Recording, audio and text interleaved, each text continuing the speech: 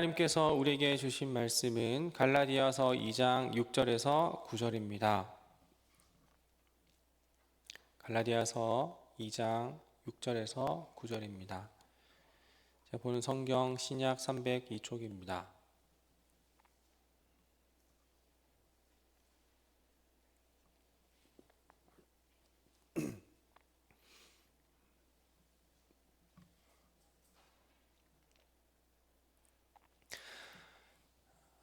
우리 교독하도록 하겠습니다. 유력하다는 이들 중에 본래 어떤 이들이든지 내게 상관이 없으며 하나님은 사람을 외모로 취하지 아니하시나니 저 유력한 이들은 내게 의무를 더하여 준 것이 없고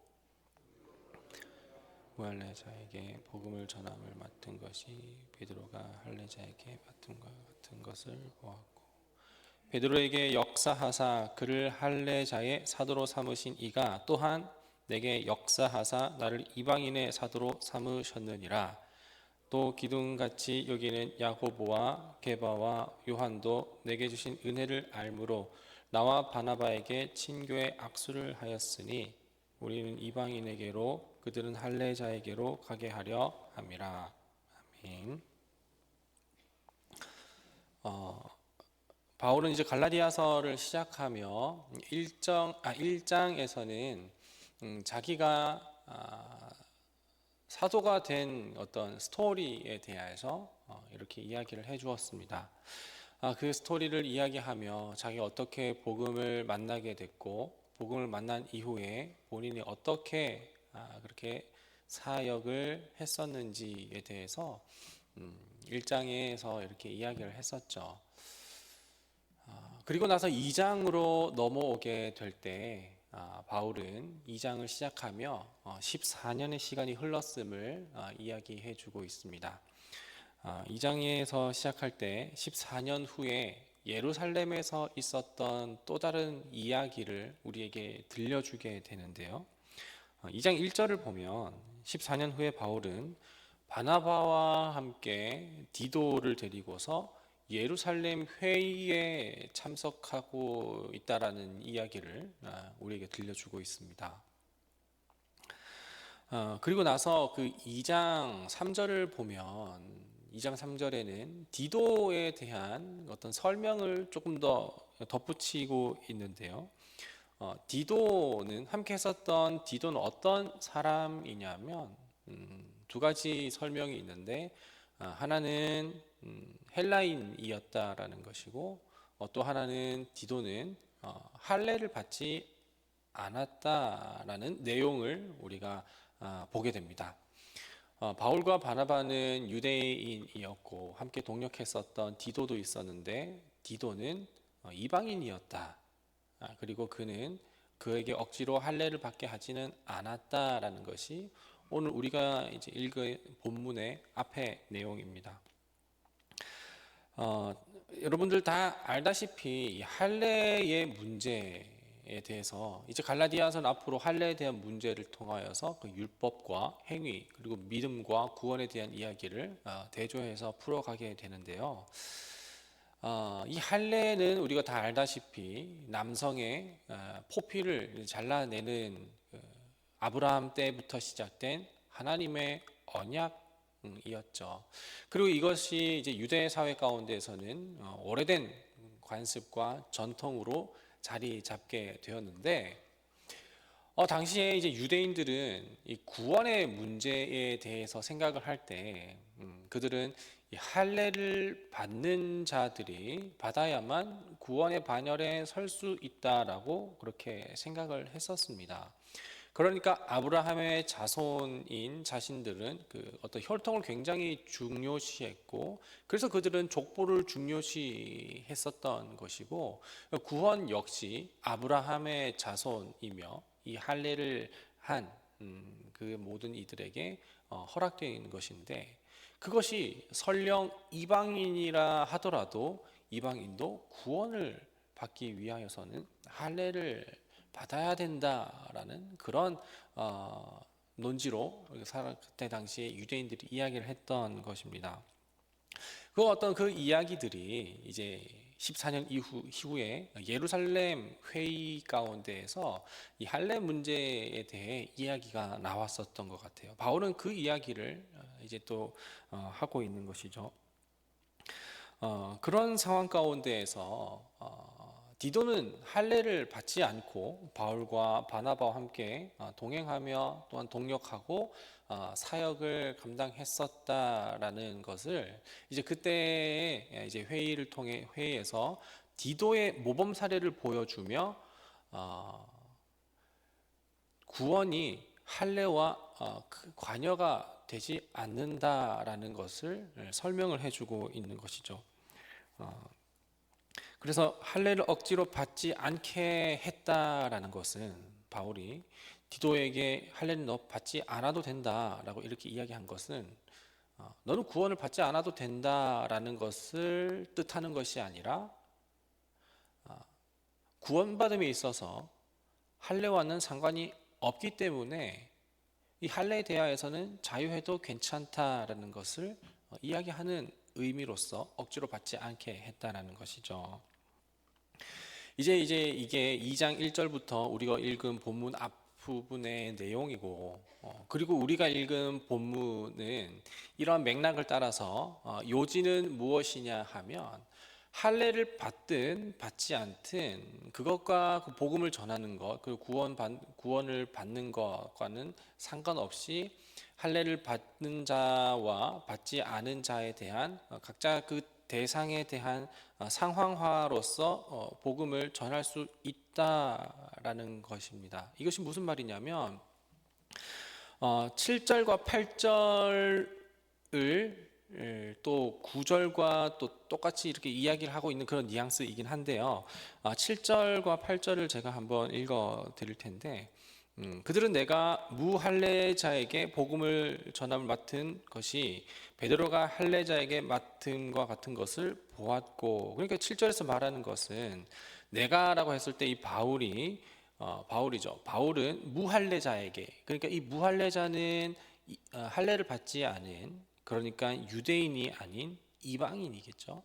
이방인에게 복음을 전함을 맡은 것이 또한 같은 맥락으로서 베드로는 할례자에게, 그러니까 할례자라는 것은 유대인들이겠죠. 그 유대인들에게 복음을 전함을 맡은 것과 같은 각자의 역할이 있다라는 것입니다.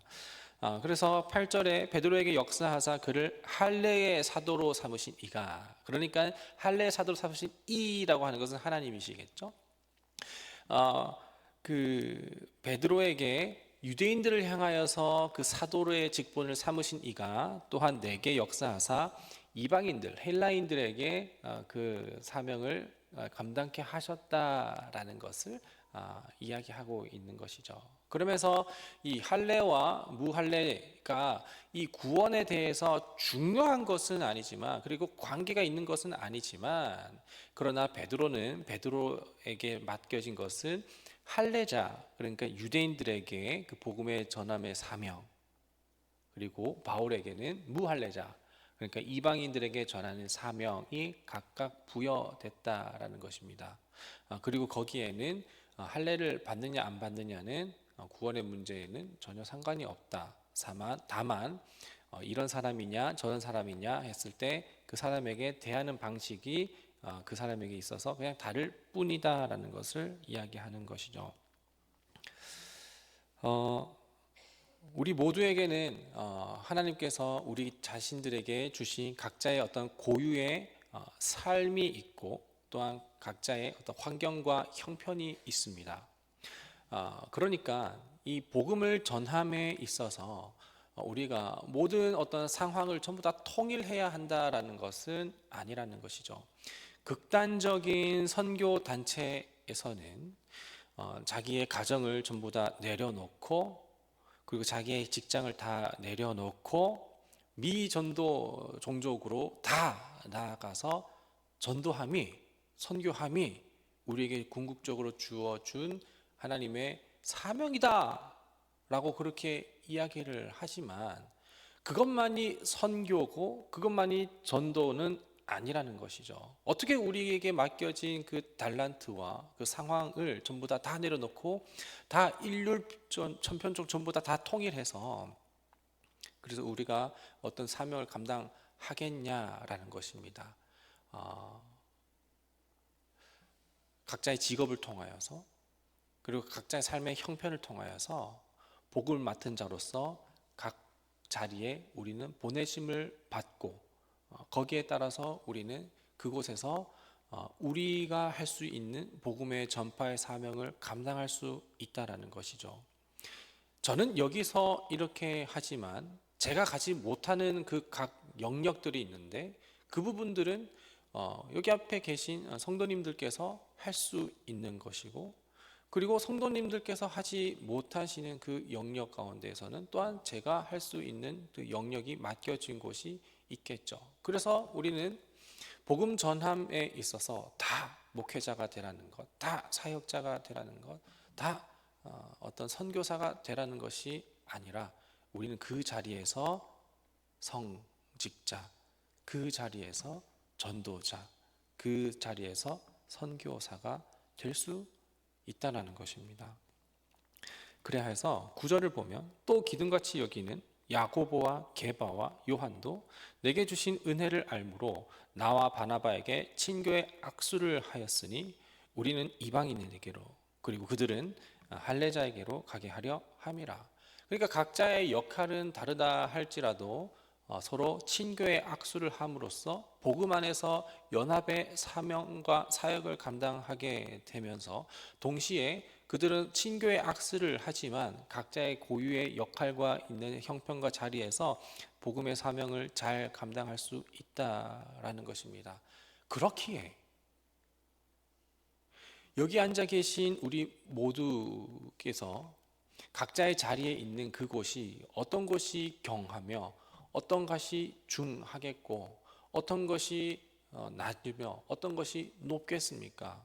전혀 그런 것이 없이 우리 모두 다 그 예수 그리스도의 복음 안에서 전부 다 같으며 그 복음을 우리의 자리에서 우리의 삶에서 우리의 형편에 따라서 우리가 잘 감당할 수 있다라는 것입니다. 그렇기에 그 사실을 생각한다면 오늘 내가 처한 그 자리와 내가 처한 그 자리, 삶의 자리가 얼마나 귀중한지 깨닫게 될 것이고 오늘 우리가 대하는 어떤 고객이라 할지라도 그리고 내가 길에서 만나는 사람이라 할지라도 그 사람을 내 방식이 아닌 복음의 방식으로 다시 한번 바라볼 수 있는 그것이 우리의 가운데 은혜가 될 수 있다라는 것입니다.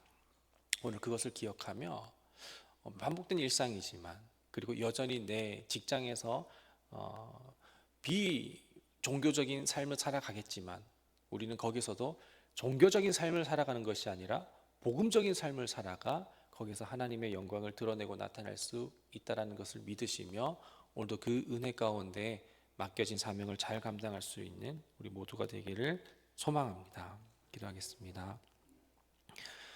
하나님, 우리가 주중에 하는 이 모든 역할에는 어떠한 종교적인 색채도 없고 그리고 이것이 정말 직접적으로 하나님의 영광과 관련이 있는지는 모르지만 그러나 우리 안에 예수 그리스도의 주되심의 주권이 우리 마음 가운데 인정이 되고 우리 안에 복음의 열정과 사명이 흘러넘칠 때 우리는 그 자리에서 성직 하나님께서 보내주신 그 성직의 자리를 감당하게 되는 줄 믿습니다. 우리의 삶의 자리를 바꾸라는 것이 아니라 우리 마음 가운데 그 마음을 바꾸라는 것인데 우리 마음에 그 할례 받느냐 받지 않느냐가 중요한 것이 아니라 복음 안에서 구원받은 자로서의 삶을 살아내는 우리 모두가 되게 인도하여 주시옵소서. 오늘 이 자리 가운데 나올 때에 빈 마음과 빈 손으로 나오지 않고 주께 감사한 은혜와 또한 간구하는 제목으로 드린 귀한 예물이 있습니다. 이 귀한 예물을 통하여서 하나님께서 원하시고자 하나님의 시선이 있는고자 한 그곳에 귀하게 사용되어지게 하여 주시옵시고 하나님 또한 드리는 마음 가운데에서는 언제나 자원하는 마음과 넉넉한 마음, 그리고 감격의 마음과 감사의 마음으로 드림이 끊어지지 않도록 주님께서 성령으로 역사하여 주시옵소서. 오늘도 그렇게 주실 그 은혜에 감사드리며 거룩하신 예수님의 이름으로 기도드립니다.